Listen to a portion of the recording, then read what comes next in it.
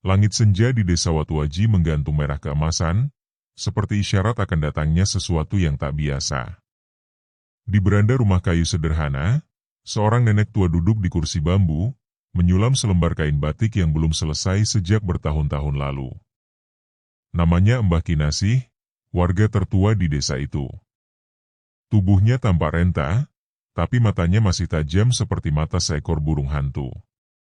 Di dalam rumah, Galang, cucu laki-lakinya yang baru berumur 12 tahun, sedang menyalakan televisi kecil sambil mengunyah pisang goreng.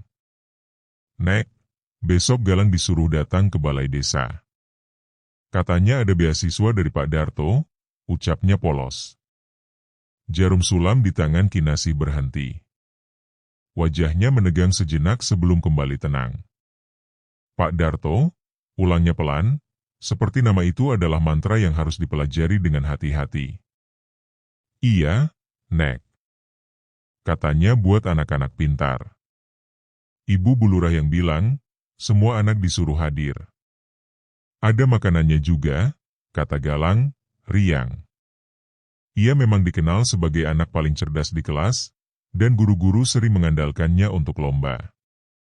Tapi dalam hati Kinasih, sebuah getaran dingin menyusup. Nama Darto bukan nama asing. Dulu, ia hanyalah sopir angkutan yang tinggal di pinggir desa. Tapi dalam 5 tahun terakhir, kehidupannya berubah drastis. Rumahnya kini seperti istana, perusahaannya menjamur, dan tanah-tanah warga satu persatu dibeli dengan uang yang tak masuk akal. Kinasih tahu betul. Dunia tidak memberikan kekayaan sebesar itu tanpa mahar. Malamnya, Galang mulai mengalami gangguan tidur. Ia mengigau, kadang menangis. Bahkan sempat ketakutan hingga ngompol. Ada yang manggil Galang di mimpi. "Nek," tinggi, hitam, matanya merah, dia bilang Galang anak terpilih. Kinasih menggenggam tangan cucunya. Dinginnya seperti bukan tangan anak manusia. Dengan segera, ia ambil kendi kecil dari dapur dan membaca doa dalam bahasa Jawa kuno. Air kendi itu disiramkan ke kaki dan kepala Galang sambil dipijat lembut. "Tenang, Le. Nenek di sini," bisiknya. Malam itu, Kinasih tak tidur. Ia duduk bersila di tengah rumah, menyalakan dupa dan lampu minyak. Sebuah kitab tua dibuka, halaman yang sudah lusuh dan berbau tanah dibaca ulang. Ia menaburkan bunga setaman ke atas tikar pandan, lalu meletakkan sebatang keris kecil yang berbalut kain kafan di depannya. "Kepada semua leluhurku. Nyai Sangga Langit. Embah Surodipuro, datanglah. Ini anakku, darah dagingku, sedang diincar oleh makhluk tamak yang mendewakan kekayaan." Malam itu, angin bertiup lebih kencang dari biasanya.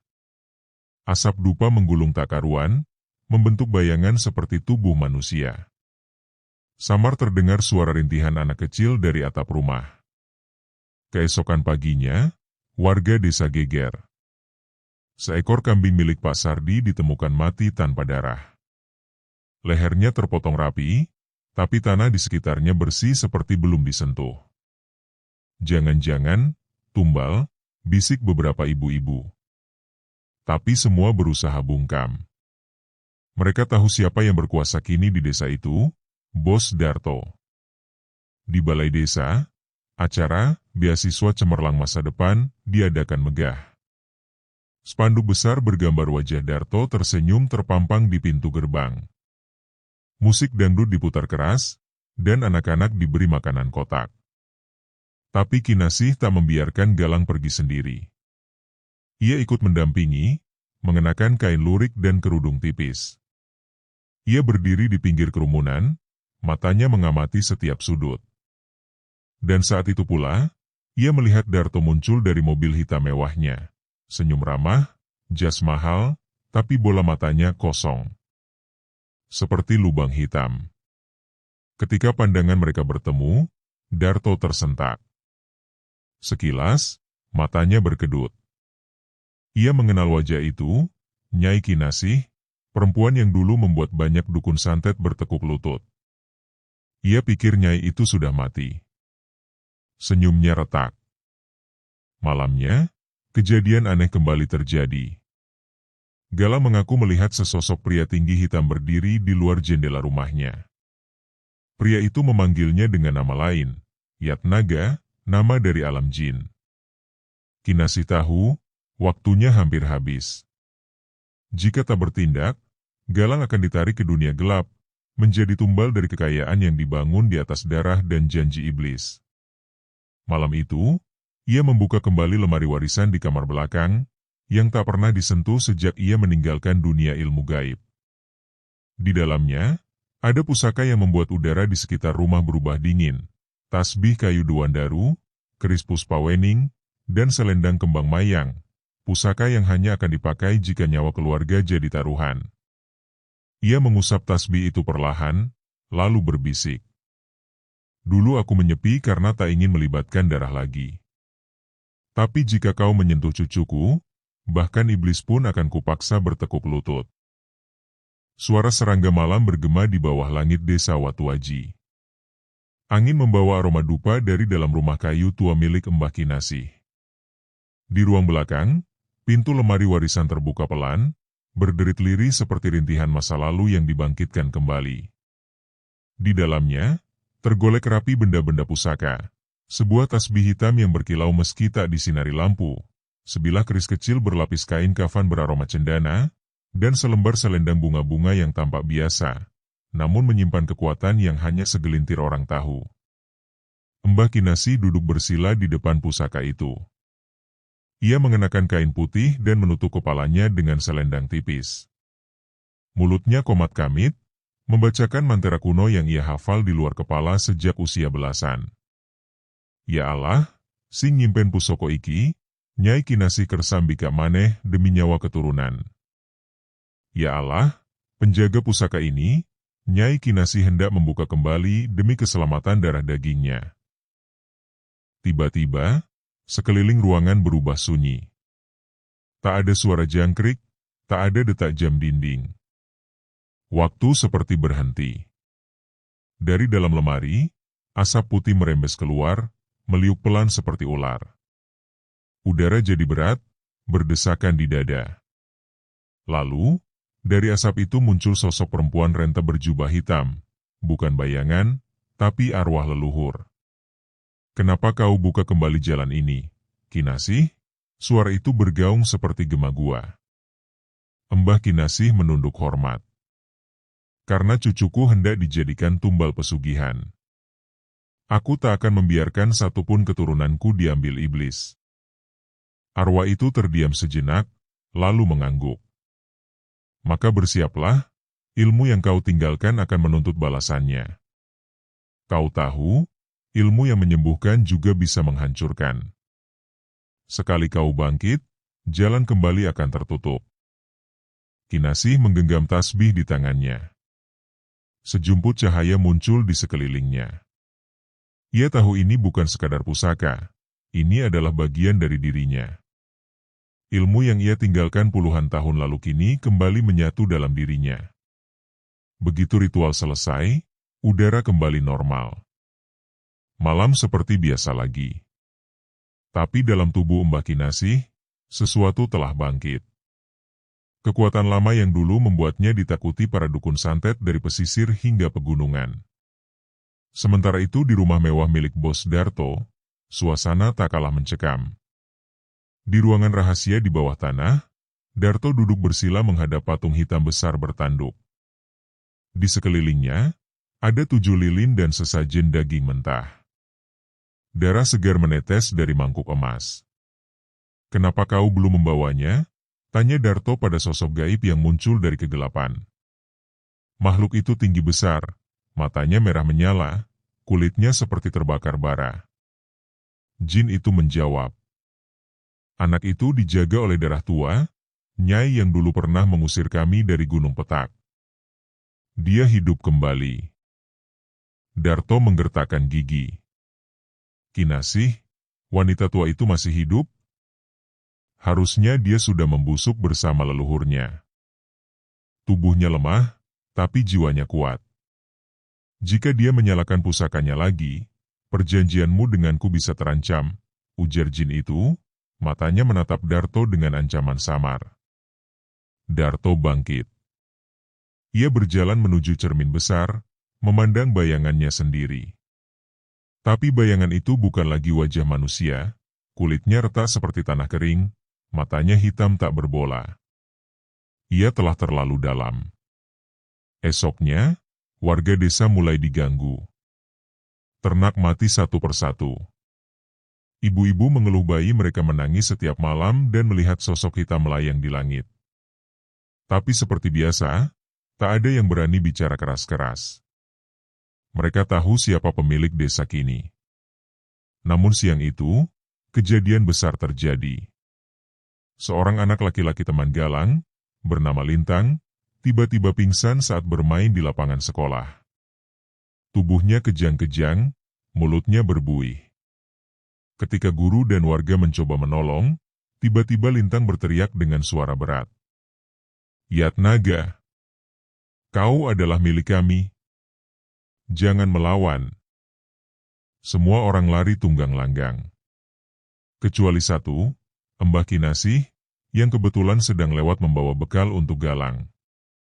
Ia berjalan tenang menuju anak yang kesurupan. Dengan tenang ia mengambil bunga melati dari saku bajunya, menaburkan ke tubuh Lintang sambil membaca doa dalam hati.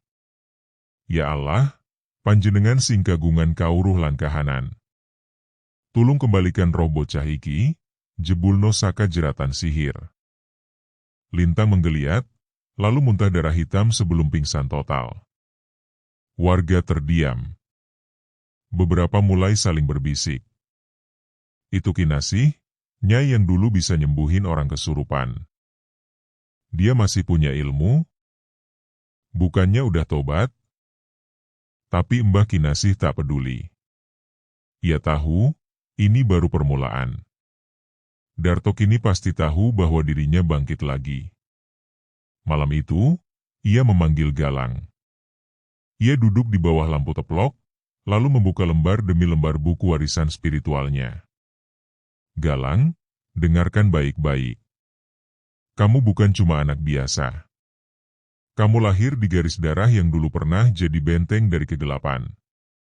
Dulu, nenek menyembuhkan orang dari santet, dari jin, dari pesugihan, tapi semua itu nenek tinggalkan demi hidup tenang. Galang menatap mbahnya dengan campuran bingung dan takut.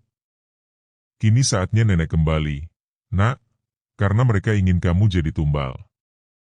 Tapi selama nenek masih bernapas, kamu tak akan mereka sentuh. Galang menunduk. Ia tak sepenuhnya mengerti, tapi ia percaya. Mbahnya bukan orang biasa. Ia ingat cerita ibunya dulu, bahwa Mbah Kinasih dulu disebut Nyai Gunung, perempuan yang bisa melihat dunia tak kasat mata. Malam itu, suara guntur bergemuruh. Hujan turun dengan derasnya. Di kejauhan, suara lolongan anjing bersahutan. Dan di halaman rumah Mbah Kinasih, sesosok bayangan berdiri menatap rumah kayu tua itu, makhluk hitam bermata merah. Ia tak bisa masuk. Karena garis doa dan pusaka telah membentuk benteng tak kasat mata. Dan di dalam rumah itu, seorang nenek tua menyalakan kembali kekuatan yang dulu ditakuti dukun-dukun jahat dari seluruh penjuru negeri. Pagi menjelang dengan langit kelabu. Desa Watuaji dibalut udara dingin meski matahari sudah tinggi. Warga semakin gelisah.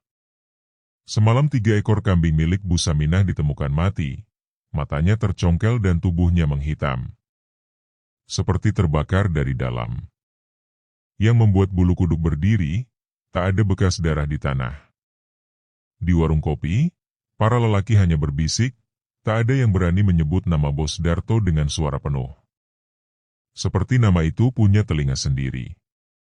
Di rumah kayunya, Mbah Kinasih menyiapkan sesaji kecil, bunga setaman, segelas air putih, dan segumpal kapas. Di hadapannya, Galang duduk bersila. Matanya sedikit sayu, tubuhnya lemas setelah mimpi buruk semalam. Ia melihat dirinya berada di ruangan batu hitam, terikat rantai emas, dikelilingi tawa makhluk-makhluk berjubah darah. Ini air penolak lintah gaib. Jangan lupa diminum setelah subuh dan sebelum tidur. Ya, Le, ujar Kinasih lembut. Galang mengangguk pelan. Tak lama kemudian, terdengar ketukan di pintu. Brak, brak, brak. Kinasih membuka. Di hadapannya berdiri dua pria tegap berpakaian rapi. Wajahnya datar, mata mereka dingin seperti tak punya jiwa. Sugeng Enjing, Mbah, ujar salah satunya, senyum sopan tapi terasa dipaksakan. Kami dari Yayasan Darto Peduli. Bos kami ingin berbincang langsung dengan Mbah Kinasih. Beliau sangat menghargai warga senior desa. Kinasih menatap keduanya, lalu tersenyum kecil. Kalau begitu, suruh dia datang sendiri. Aku tak sudi menginjak rumah orang yang menjual jiwanya pada setan. Tatapan kedua pria itu berubah. Satu dari mereka menegang, tapi sebelum sempat membuka suara lagi, Kinasih mengibaskan ujung selendangnya ke arah mereka. Seketika, kedua pria itu terhuyung mundur. Mata mereka melotot. Tubuh mereka kaku, lalu jatuh terduduk. Dari mulut mereka keluar suara serak-serak gaib. Kau, wanita tua, tidak akan bisa menahan waktu. Kinasih. Kinasih mendekat pelan. Dengan suara rendah, ia membaca mantera dalam hati. Tangannya meraba kepala salah satu pria itu, dan dari kulit tengkuknya muncul benang hitam, benang gaib penanda kepemilikan makhluk halus. Dengan satu cabutan, benang itu putus dan terbakar. Kedua pria itu langsung pingsan. Sore harinya, Mbah Kinasih datang sendiri ke rumah mewah milik Bos Darto. Ia mengenakan pakaian khas lamanya, kebaya hitam polos, kain batik sogan, dan selendang merah gelap yang menjuntai ke bahu. Langkahnya tenang. Di tangan kirinya tergenggam tasbih Dewan Daru. Gerbang rumah terbuka begitu saja, seolah tahu siapa yang datang. Di dalam, Darto sedang duduk di ruang tamu luas berlangit-langit tinggi, dikelilingi lukisan wayang dan patung-patung logam. Tapi hawa ruang itu bukan seperti rumah manusia. Udara terasa dingin menusuk tulang, dan dinding-dinding seolah bernafas. Aku sudah menduga kau akan datang, Kinasih, sapa Darto, suaranya berat, namun tersenyum sinis. Kinasih duduk di kursi kayu di hadapannya. Matanya tak berkedip. Berhentilah, Darto. Jangan jadikan Galang tumbalmu. Aku tahu apa yang kau lakukan. Darto tertawa kecil, lalu meneguk kopi dari cangkir emas. Kau tahu sendiri bagaimana dunia ini bekerja. Semua butuh imbalan. Aku hanya menyeimbangkan takdir. Kinasih mendengus. Kau menyembah makhluk yang rakus. Mereka tak pernah kenyang. Tumbalmu makin muda. Dulu kambing, lalu kucing, lalu orang gila. Sekarang anak-anak. Jangan pikir aku diam karena tak tahu. Darto berdiri. Tubuhnya tegap, tapi bayangannya di lantai terlihat berbeda. Lebih besar, lebih mengerikan, bertanduk. Aku sudah terlalu jauh untuk mundur. Sekali sebulan, satu nyawa, dan kekayaanku mengalir seperti sungai emas. Orang menyembahku, memberi tanah, dan bahkan menyerahkan anak-anak mereka tanpa tanya. Lalu ia menunduk mendekatkan wajahnya ke Kinasih, matanya merah membara. Dan kau, wanita tua, sudah lewat waktumu. Aku akan ambil cucumu. Bukan karena aku harus, tapi karena aku bisa. Kinasih bangkit, tubuhnya lurus dan mantap. Ia mengangkat tangan kirinya, memutar tasbih, dan membaca doa dalam napas panjang.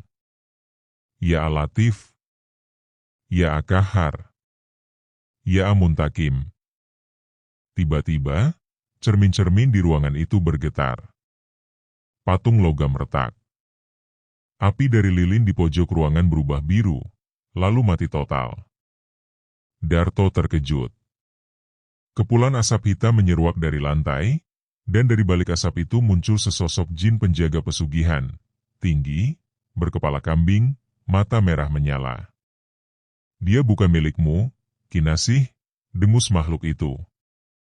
Bukan, tapi dia darahku. Dan selama darah ini masih hidup, aku akan membakarmu dengan cahaya, kata Kinasih pelan. Darto menjerit. Ia mundur, tubuhnya berkedut. Matanya berubah sepenuhnya hitam, dan dari mulutnya keluar suara tawa, tapi bukan suara manusia. Kinasih mengangkat selendangnya, lalu mengibaskan ke udara. Udara menjadi tajam seperti pisau. Pusaka dan doa menyatu dalam satu gerakan. Jin pesugihan itu meraung, lalu menghilang seketika dalam semburan asap dan api. Darto ambruk, tubuhnya menggigil. Tapi ia belum mati. Masih terikat perjanjian. Sampai di sini dulu, Darto. Tapi ingat, aku takkan selalu datang. Sekali lagi kau sentuh Galang, aku yang akan datang bukan sebagai Kinasih, tapi sebagai Nyai Gunung, desisnya. Ia melangkah keluar, meninggalkan rumah mewah yang kini penuh retakan gaib. Angin malam menyambutnya. Sementara itu di kejauhan, seekor burung hantu bertengger di atas pohon beringin, mengawasi dalam diam. Darto terduduk lemas. Ia tahu, pertarungan sebenarnya baru dimulai. Malam menebar gulita di desa Watu Aji. Angin tak lagi berhembus biasa. Daun-daun jati berjatuhan tanpa suara, dan anjing-anjing kampung melolong ke arah langit seolah melihat sesuatu yang tak bisa dilihat manusia biasa. Di dalam rumah kayu tua milik Mbah Kinasih, Galang terbaring pucat di pembaringan. Matanya terpejam, tapi tubuhnya menggigil hebat. Di dadanya, muncul bercak hitam melingkar seperti luka bakar. Keringat dingin mengalir deras dari dahinya.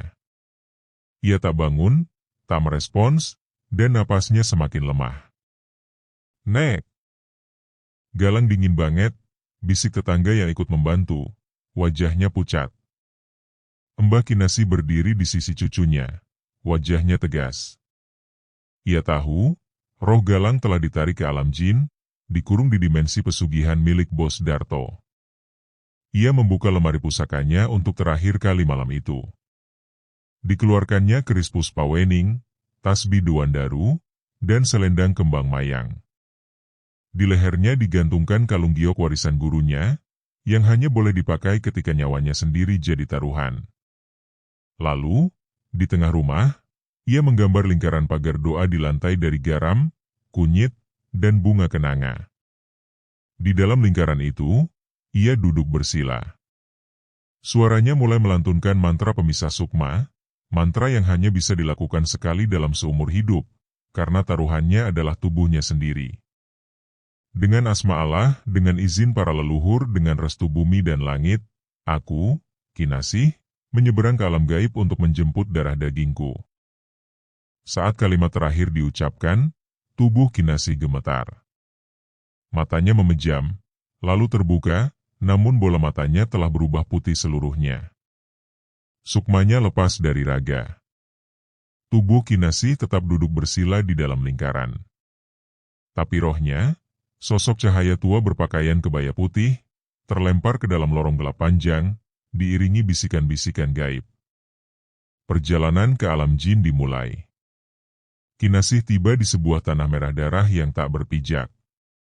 Di langit, tidak ada bulan, hanya kabut merah menyala dan suara ratapan tak henti. Di kejauhan, tampak kerajaan batu hitam, tempat semua roh tumbal dikurung sebelum dikorbankan. Ia berjalan menyusuri tanah yang seperti daging mentah, dan dari balik kabut muncul makhluk-makhluk hitam berwajah anak-anak, matanya kosong, tubuhnya digantung tali emas dari langit-langit-langit. Selamatkan kami. Nyai, bisik mereka, bergema seperti nyanyian sedih. Tapi Kinasih tak boleh berhenti. Ia tahu, setiap roh yang diselamatkan akan menarik kekuatannya. Tujuannya hanya satu, Galang. Di depan gerbang kerajaan batu, ia dihadang oleh dukun bayangan, makhluk berjubah hitam panjang, mukanya ditutup kain merah, tubuhnya setengah manusia, setengah asap.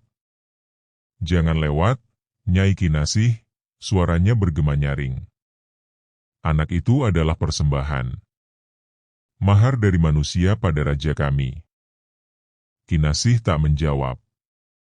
Ia mengangkat tangan kirinya, memutar tasbih, dan berdoa.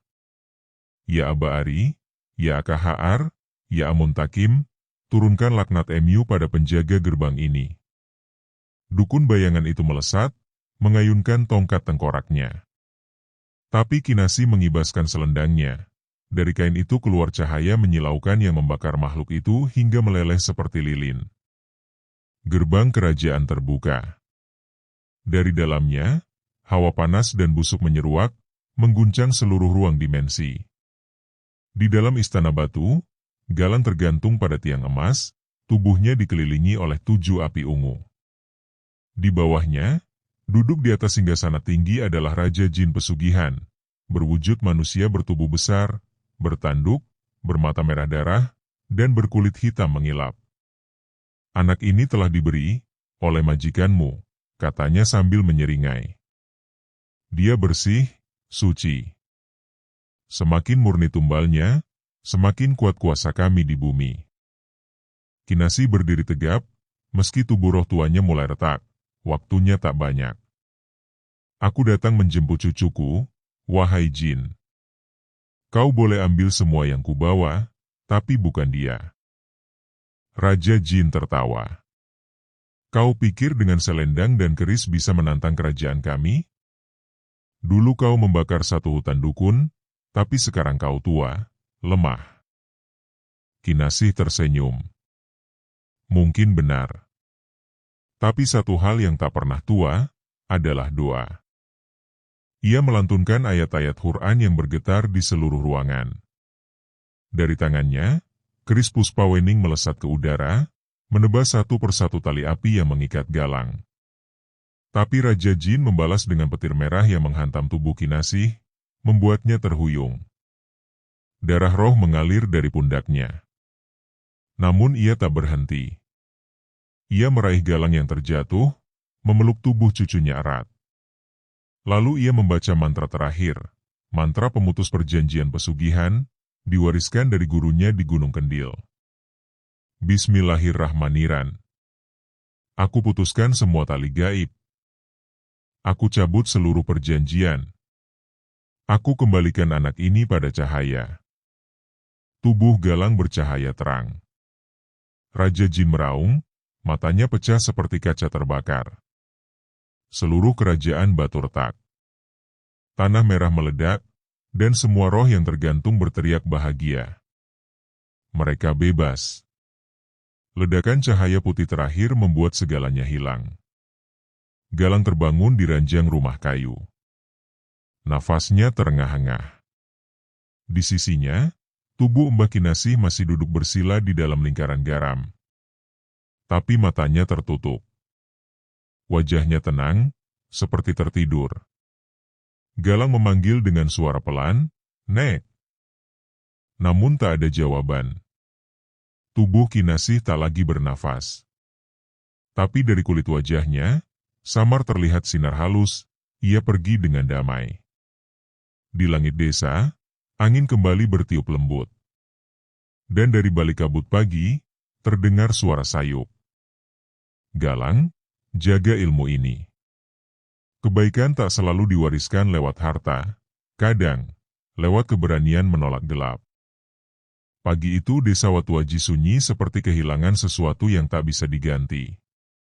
Burung-burung enggan bersuara, angin hanya berhembus lirih. Di dalam rumah kayu sederhana, tubuh Mbah Kinasih disemayamkan di atas tikar pandan, dibungkus kain putih, dikelilingi bunga melati dan kenanga. Galang duduk di sampingnya. Wajahnya kosong, tapi matanya menyimpan badai yang belum reda. Ia belum bisa menerima kenyataan bahwa nenek yang mengasuhnya sejak kecil, yang selalu melindunginya dari hujan dan panas, kini hanya diam, dingin, dan tak akan membuka mata lagi.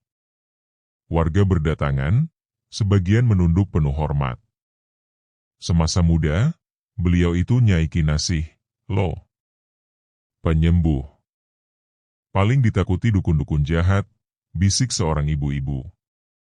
Kalau bukan dia, desa ini mungkin udah jadi lahan tumbal, kata yang lain.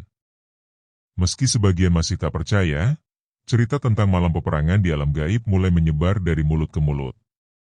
Orang-orang bercerita bagaimana Galang selamat dari mimpi buruk yang tak masuk akal, bagaimana tubuh Mbah Kinasih tetap hangat meski sudah tak bernyawa, seolah sedang menjaga cucunya bahkan dalam kematian. Beberapa hari setelah pemakaman, Galang duduk sendirian di kamar neneknya. Ia menemukan sebuah kain batik yang dilipat rapi di dalam lemari. Di dalamnya, terselip surat tulisan tangan dengan tinta biru pudar. Galang, jika kau membaca ini, berarti nenek sudah tidak di sampingmu. Tapi jangan takut. Aku tak pernah benar-benar pergi. Ilmu yang kutinggalkan bukan untuk bertarung, tapi untuk menjaga. Bukan untuk sombong, tapi untuk menyelamatkan. Jika suatu hari kegelapan datang lagi, buka laci meja di bawah tempat tidur. Gunakan hanya jika sangat perlu. Dan ingat, jangan biarkan kebencian membuatmu lupa tujuan ilmu ini, melindungi yang tak berdaya. Peluk dari Nyai Kinasih. Galang menangis. Tapi bukan tangisan ketakutan. Tangisan rindu, dan tanggung jawab yang perlahan tumbuh di pundaknya. Di laci yang disebut dalam surat, ia menemukan selendang kembang mayang, tasbih Dewandaru, dan sebuah buku lusuh bertuliskan, Ilmu Laku dan Doa, Warisan Nyai Gunung. Halaman pertama bertuliskan, ilmu ini milik mereka yang menjaga. Bukan untuk yang serakah. Tahun-tahun berlalu.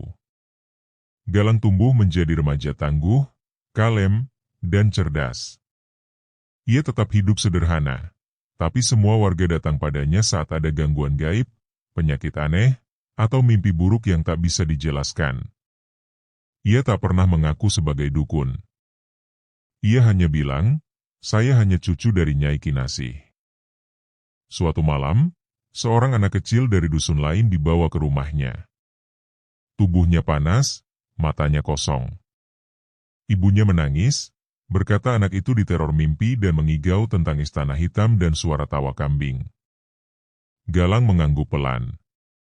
Ia mengambil selendang peninggalan mbahnya, menyalakan dupa kenanga, lalu duduk bersila seperti yang pernah ia lihat saat kecil.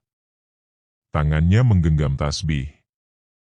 Mulutnya mengucap ayat-ayat suci dengan khusyuk. Dan di luar rumah itu, di bawah langit malam, bayangan putih melintas sebentar di pekarangan. Seperti sosok perempuan tua berselendang atau tersenyum. Ia belum pergi. Ia hanya meneruskan cahaya itu. Lewat cucunya. Tamat.